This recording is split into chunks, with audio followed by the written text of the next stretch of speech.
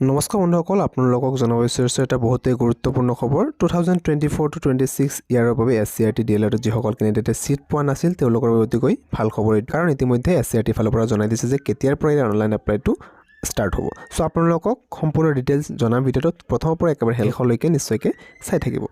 চ' প্ৰথমতে আপোনালোকক জনাই দিওঁ যে DLEডৰ বাবে প্ৰি এণ্ট্ৰি টেষ্ট ইয়াৰে বাবে যিটো অনলাইন এপ্লাই লোৱা হ'ব সেইটো অহাকালিৰ পৰা অৰ্থাৎ 18 মে তাৰিখৰ পৰা ষ্টাৰ্ট হৈ যাব। আপোনালোকক দেখুৱাই আছোঁ এইটো চাওক 2024 বৰ্ষৰ বাবে যিটো প্ৰি এণ্ট্ৰি টেষ্টৰ বাবে যিটো নটিফিকেশ্যন মুকলি কৰিছে এইটো কিন্তু প্ৰিভিয়াছ ইয়াৰৰ। চ' মই এইটো দেখুৱাই আছোঁ এলিজিবিলিটি ক্ৰাইটেৰিয়াৰ বিষয়ে।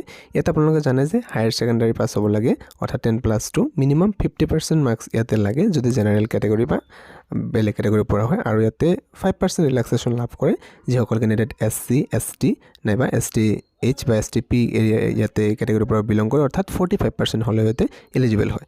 আৰু বয়সৰ ক্ষেত্ৰত 18 বছৰ মিনিমাম হ'ব লাগিব, মেক্সিমামটো 4 ইয়াৰ্ছ ৰেখা হৈছে 34 বছৰ, আৰু ইয়াতে SC STৰ পৰা হ'লে 2 বছৰ আপাৰ এজ ৰিলেক্সেশ্যন অৰ্থাৎ ইয়াতে 36 ইয়াৰলৈকেও এপ্লাই কৰিব পাৰে। ৰিজাৰ্ভেশ্যন বিলাক থাকিব ইয়াতে কেটেগৰী হয় চিটৰ ক্ষেত্ৰত OBC OBC SC STৰ PWD EWSৰ ক্ষেত্ৰত। চ' ইয়াতে এপ্লাই কৰাৰ বাবে আপোনালোকে অনলাইন মোডতে এপ্লাই কৰিব লাগিব SCRTৰ official website.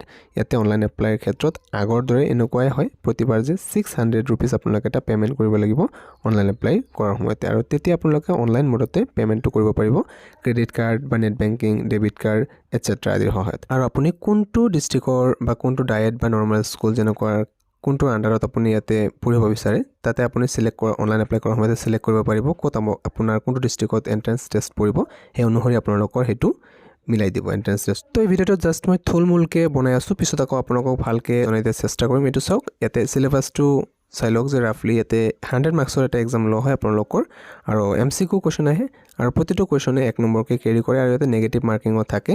Section 1ত 35 marks general ইংলিছৰ আৰু জেনেৰেল নলেজ ৰিজনিং আদিৰ পৰা আহে, আৰু ছেকশ্যন 2ৰ ক্ষেত্ৰতো মেথছ, EVS, ছ'চিয়েল ছায়েন্স বা লেংগুৱেজ যিটো আপোনাৰ লেংগুৱেজ এছামিছ, বেংগলী নে বড়ো আপুনি চুজ কৰিব পাৰে। আৰু এইটো মই আগৰ বছৰৰ পৰা কৈ আছোঁ, কাৰণ এই বছৰলৈকে এতিয়ালৈকে অফিচিয়েল নটিফিকেশ্যন মুকলি কৰা নাই, জাষ্ট জনাই দিছে SCRT ফালৰ পৰা যে অহাকালিৰ পৰা অনলাইন এপ্লাইটো ষ্টাৰ্ট হ'ব। তো এইটো হৈছে SCRTৰ অফিচিয়েল ৱেবছাইট। এই SCRTৰ অফিচিয়েল ৱেবছাইট যিটো আছে ইয়াতে আপোনালোকে গ'লে চাব পাৰিব যে submission of online application for pre entry test অৰ্থাৎ PET 2025 will be live from 18th May 2025, অৰ্থাৎ আজি হৈছে 17 মে, অহাকালিৰ পৰা আপোনালোকে ইয়াৰ বাবে অনলাইন এপ্লাইটো কৰিব পাৰিব।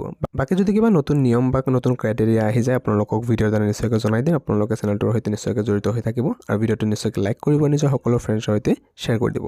এতিয়ালৈ সামৰিছোঁ, পৰৱৰ্তী সময়ত লগ পাই আছোঁ নতুন এটা ভিডিঅ'ৰ। Thank U.